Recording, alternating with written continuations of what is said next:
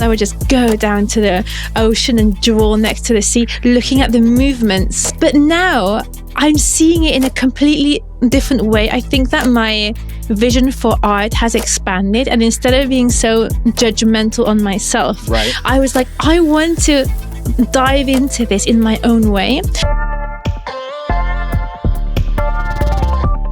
So tell me about each one of these pieces that you have here right now. Let's go from, I guess, right to left over there, because you gave us a little bit of insight on that one. But all of these projects are kind of like being highlighted through Comic-Con, right? They're all launches. All of these are new launches. So just like a week ago, I had never posted about this one. I kind of like had already posted because Sebastian just posts it even if it's not launched yet. Yes. So people had seen it, but it's never been on a comic before. So this one is is from the Gun Honey series. She's called Heat Seeker, and it's by Titan. So this is a new one too, and this is very special for me because I've never done a pinup before. Okay. I was always a little bit not scared of pinups, but I always had my reservations. What is a pinup? Pinup. I don't know what like the definition of a pinup is, but like a sexy girl with tight clothes that is what I would see. There wasn't much background behind it, except if you go like into maybe the 40s and 50s, then there was more background. Gotcha. So I don't know. I don't know exactly, but that's what I would see. So I was like, I'm not going to do a pinup. So it's not the style I want. That's interesting. But now I'm seeing it in a completely different way. I think that my vision for art has expanded, and instead of being so judgmental on myself, I was like, I want to dive into this in my own way. So when I began her, it just resonated for me to make a homage to the Second World War. So because she's supposed to be really sexy in this uniform, like military uniform, and I designed her and I was like, this just feels so World War II. I'm gonna make it like a homage to the pinups of the World War II, but at the same time make it a little bit more modern. And I had never done this before, so I was like, okay, let's see how it goes. Make it more simple, make it really sexy. And so that's how this one came out.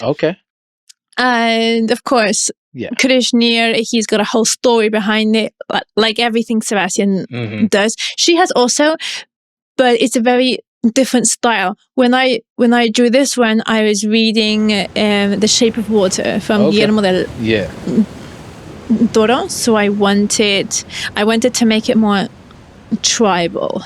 So it was, and I have not read Sebastian's story. I haven't read this one. So it's not based on Sebastian's story, it's based on my interpretation of a sketch that Daryl made. And then I put my own feel into it, making it also a little bit like the Little Mermaid kind of style with the fish around. That's cool. And I was on the sea whilst I was drawing him, so I would real inspiration. Every time I could, I would just go down to the ocean and draw next to the sea, looking at the movements, of the of all the anemones and the. You definitely captured it inside. I really enjoyed. I really enjoyed making him. And then there's Lady Death from Coughing Comics and Brian Pulido. I have been wanting to work with him for like ever.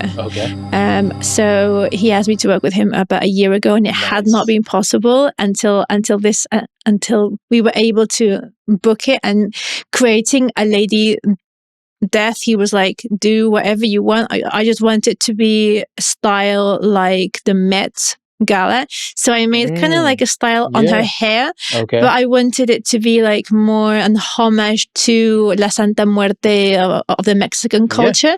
So I put like I put little Mexican, little Santa Muerte Mexican things into the design, and I do that a lot in my artwork.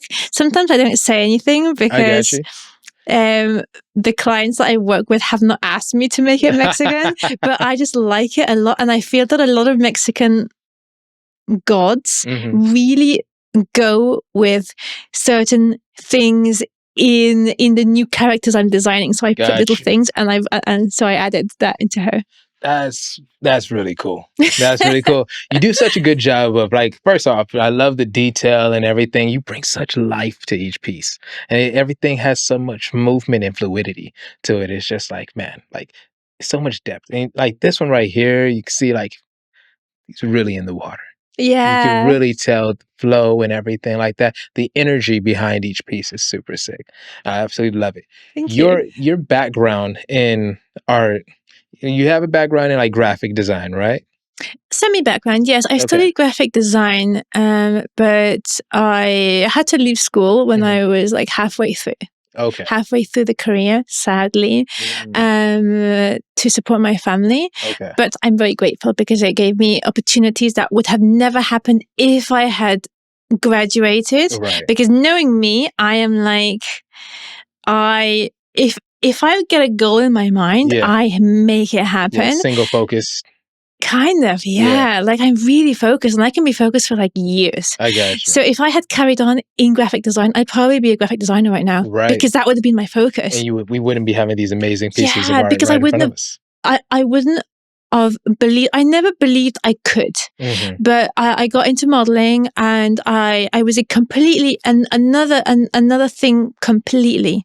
So that got me away from graphic design, but it opened a panorama of I could do whatever I wanted, and I didn't really know what to do, but I just knew that I loved telling stories, and I love ancient myths and history, and I like learning, and I like legends. And so all these things, I put them together.